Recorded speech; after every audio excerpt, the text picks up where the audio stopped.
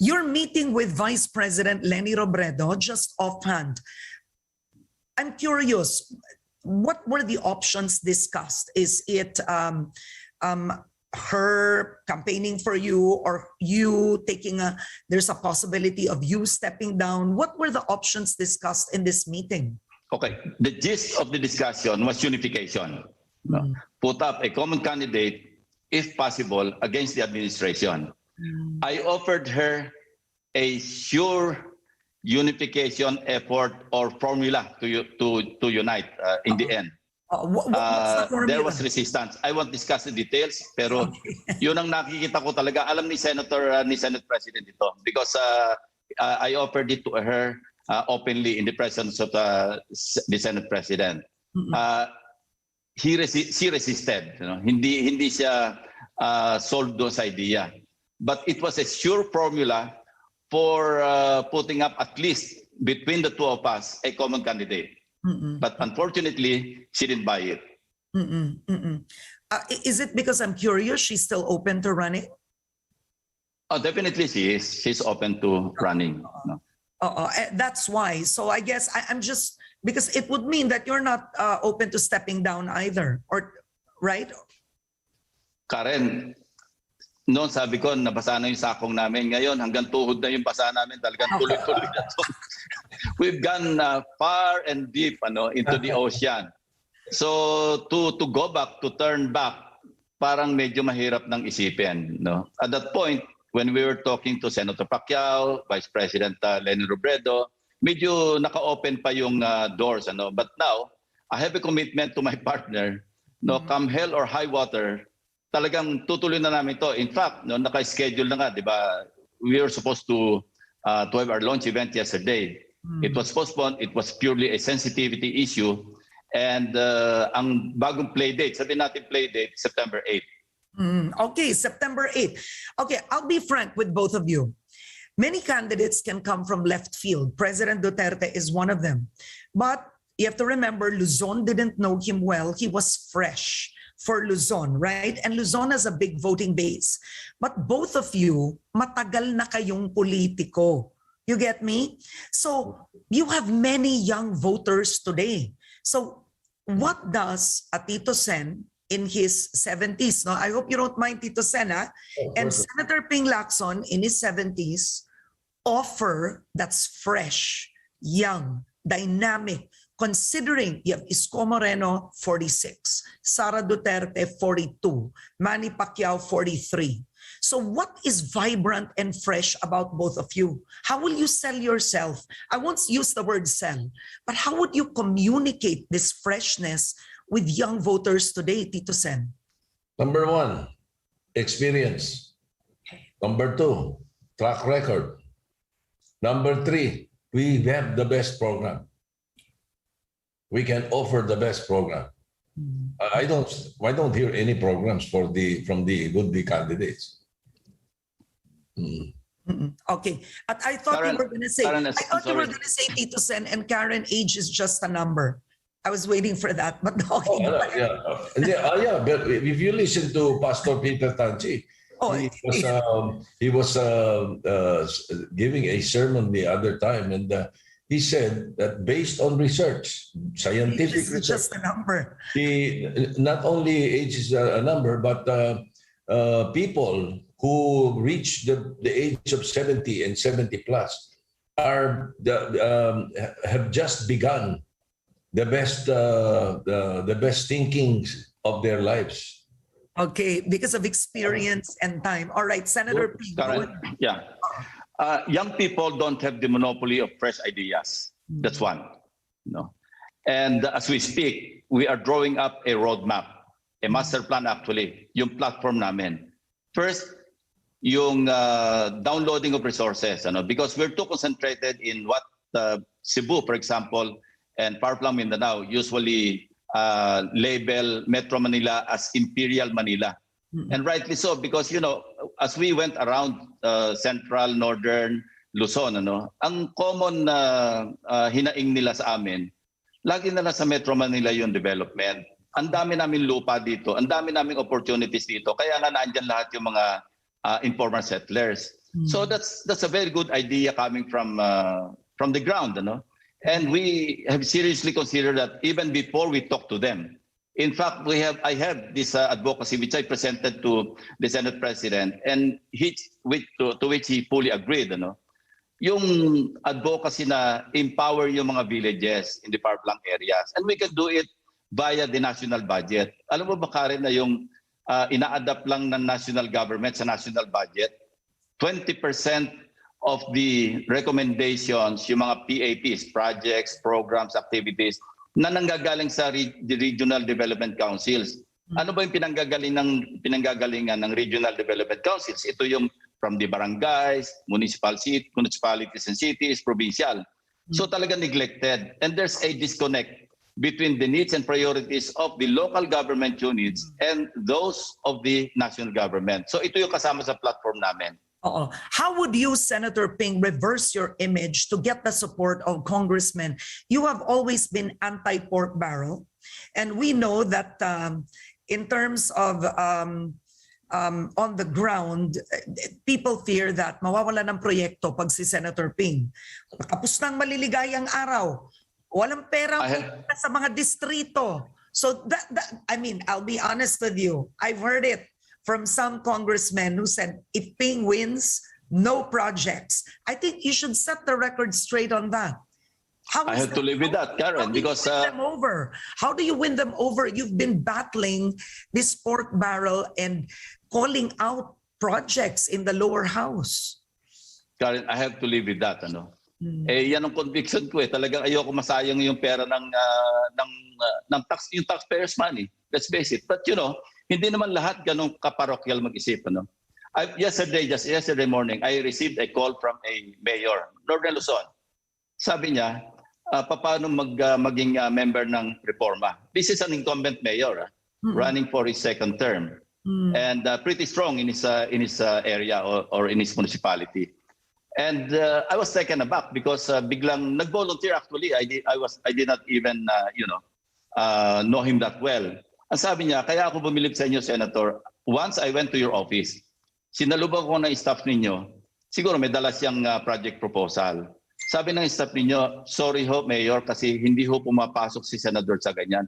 Doon po ako bumilib sa inyo. Totoo pala yung sinasabi nila na kayo hindi tumatanggap ng pork barrel. So, hindi naman lahat pare-pareho mag-isip, Karen. And look at this. The first person that, as early as 2018, as I mentioned earlier, Speaker Alvarez. Yeah. Now, why would he not appreciate, diba, even during his term as Speaker, diba, I was calling out insertions in the budget, and yet he appreciated it. Sa akin lang naman, wala namang masama sa pork barrel or earmarks para maging euphemistic about it.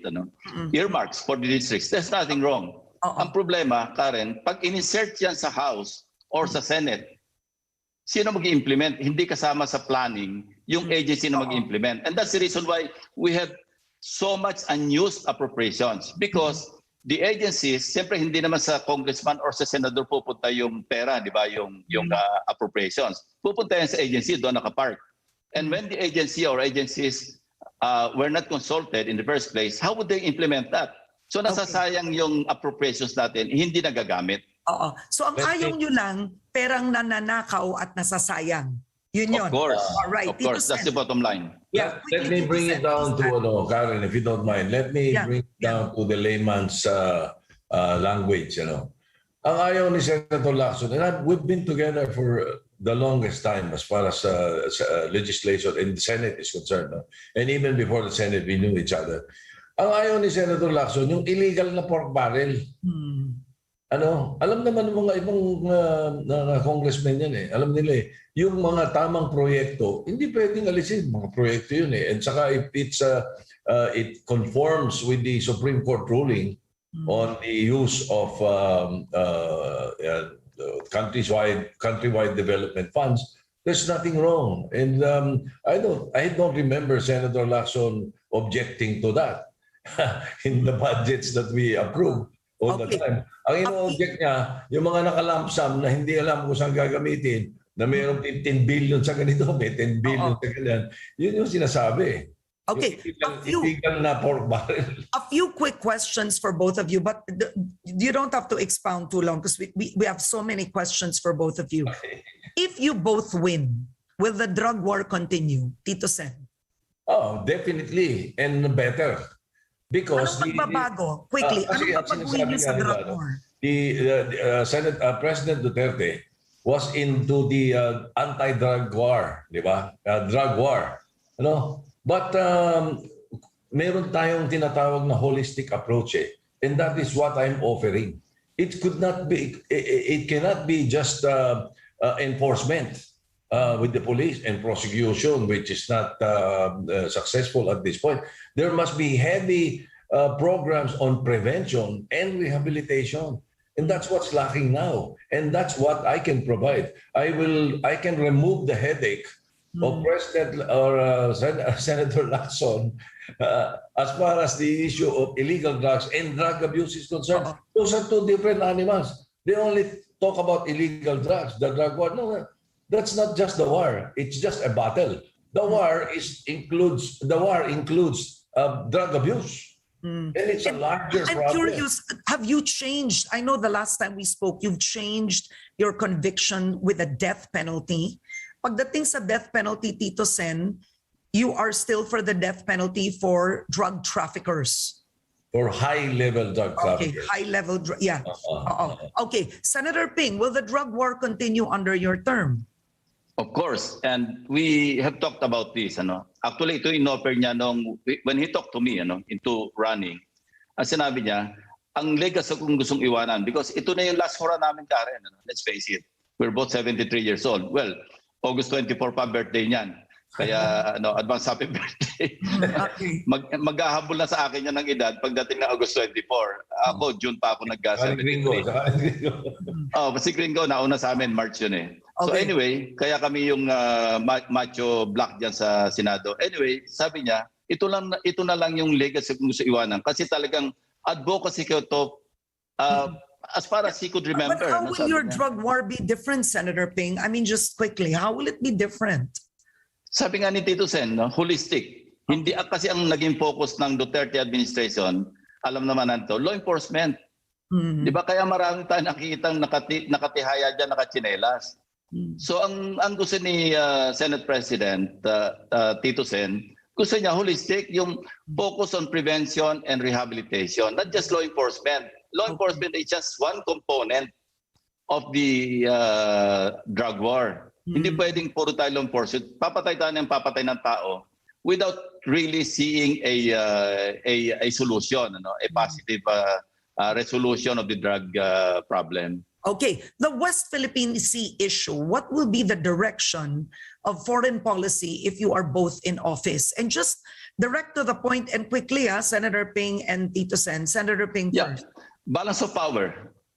Kailangan natin, we cannot stand alone because we are very weak militarily in the first place. And there are countries not only in the West, even in Asia Pacific, who are willing to help us maintain that balance of power. Ang nangyari kasi ngayon, we became too, sabihin natin, too friendly to China to a point na medyo low na yung regard sa atin. Ito nabasa ko lang kanina. Sabi ng China, 750 million doses ang naipamigay nila sa more than 100 countries. 190 million doses daw sa ASEAN countries. How many ASEAN countries are there? There are only 10. Ilan yung naibigay sa atin ng China? 1 million doses ng Sinovac. So that's low regard. Maliit. That's low regard, Karen, plain and simple. If we are their friends, and we have shown under this administration that we're closer to China than any other country. Pero tingnan mo yung trato sa atin. And they're harping about it because I read it just this morning, galing sa Foreign Ministry. Ito yung kanilang contribution daw sa anti-COVID-19 war. Okay, so, all right. 1 million out of 190 million doses sa 10 ASEAN countries. Let's face it, ano tingin nila sa Pilipinas? Very cheap. Because we allowed ourselves to look very cheap to them. Okay, Tito Sen, quickly. What about you? I filed the Maritime Zones Bill. Para malinaw kung alin talaga yung jurisdiction natin. And then my proposal also, and I'm sure Senator Lacson agrees, is that we start exploration. How do we prove it's ours? We don't even follow up on the explorations that we can do. And there are many other countries who are willing to go into a joint exploration with us. That even includes China and Vietnam, Japan, and the rest. In fact, I know of a United Kingdom company that's very interested in joining us. No, ibang ganun, dapat ganun ang we stand our ground. We know what is ours, and then we prove that it's ours. Okay. You know, Tito Sen, what's interesting, I mean, at least pagdating sa'yo, is if President Duterte runs for VP, just very quickly, why would President Duterte supporters choose you over him? Why you?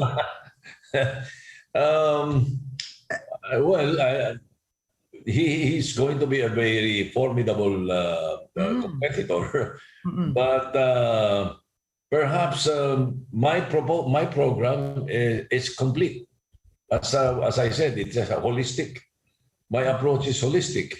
And we're talking of about, I think about 60 or 50 or 60% of the voting population. No single candidate has ever gotten 50% or more. So, okay. Ikaw, Senator Ping, did you want to know what would be? It would be very, I mean, that's a tough race for the VP if President Duterte runs, right? Karen, we rise on our own merits. We don't mind the competition. Okay. Mas maganda na yung we focus on our platform, we focus on our track record, we focus on our capabilities, kaya nga kay KK. Pero alam mo, if you think of your competitors, then you'll be distracted. So mas mainam na yung presenta lang natin sarili natin for what we are. And with our experience, sabi nga ni Tito Sen, palagi ko naman meron kaming may offer. Okay. If you are really the alternatives, all right? Okay, I'm going to ask just a few things before we move on to the economy. The president recently said he will not submit himself to an ICC investigation. If Senator Ping and Tito Sen are in office, will you allow the UN, okay, to come to the Philippines and investigate? Will you allow all these investigations to take place if an investigation is needed against the president, or will you protect him? Karen, while we have withdrawn from the ICC to sa Rome Statute, we're still a member of the Community of Nations, United Nations. So that's out of our hands. It's the ICC that's investigating. Even the Supreme Court says that we cannot, just disregard the investigation about to be conducted because recommendation pa lang naman ito ng prosecutor. The United Nations has not acted yet on the recommendation of the prosecutor. If it happens, then it happens. Tito Sen, do you want to act? I don't think it will happen. I agree I concur with Senator Lacson, Senator Ping, but I don't think it will happen because their investigation and their proposals are based on what's happening now. When he's no longer president, ano yung hinahabol nila? But then that's what happens, Tito Sen. They do investigate officers or officials even when they're no longer in power. But yes, what I'm saying is that ang pinag-iinitan nila yung sinasabing drug war now. So I don't know if they will be that hot if he's no longer president. Okay. If VP Leni Robredo was asked this, if hypothetically he won as VP, it would be poetic justice, but she wouldn't make him suffer. Senator Ping, if you win as president, pag-iinitan mo ba si GMA? Will you have her reinvestigated? No. We saw that you had Pinoy's term, I think the first 2 years, GMA was always a part of his SONA, right? And would you do that? Karen, ito yung analogy, You try walking forward while looking backward. Matatapilo ka. You cannot move forward kung lagi na lang nililingon mo yung pinag-iinitan mo. And Karen, you know me. I'm a very forgiving person. Sinabi ko nga lagi, my favorite quote is John F. Kennedy. Forgive your enemies, but don't forget their names. Oo. So kumbaga, long and short, a Lacson presidency won't be vindictive. No, but equally treated, past, present, and future, especially acts of corruption, yan talaga unforgiving tayo dyan because it is the crime against the Filipino people, di ba? Hirap na tayo. Ang dami na namin mga tax measures na pinasa. And we see people stealing from government or from government coffers. Okay. That should not be forgiven.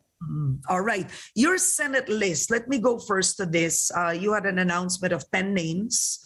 I wanted to ask you, Tito Sen, of course, Senator Sherwin Gatchalian is in the list. Can you just give me an idea what's the plan with Sherwin? If he insists on running, does he stay in NPC? I think you'd better ask that question to I asked him. He was my guest yesterday. He said, kailangan ko pa kausapin si Tito Sen. But given you're the chairman, clearly the NPC can only carry one VP. Yeah, we talked already. Oh, ano daw? A few days ago. He talked to me a few days ago. He told me what he told you. What he told you exactly, that he is, I think he went to Davao to talk to... Yeah. Yun mismo sinabi niya. But can he stay? I told him it's up to him. Our lineup is, at this point, is flexible. And our lineup, the lineup that we have is ibang klase ito. Ito yung sinasabi namin na gusto naming maging mga senador pa or gusto naming maging senador. I-endorse namin sila. It's not a lineup na katulad ng, let's say, full NPC lang ito. Or ito yung mga kandidato namin, kasama namin. At hindi ganun eh. Right now, at this point, most of them I have talked to, if not all, I think 10 out of 11, ay kausap namin. At yun ang mga pinag-uusapan.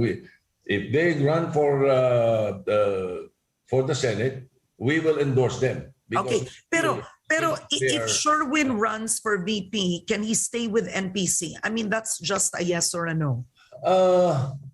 I think so. Let me check on our rules. I think so. But who will NPC support? The one that's given the certificate of nomination. And I give the certificate of nomination. Okay. It doesn't make sense, honestly speaking. I'm chairman eh.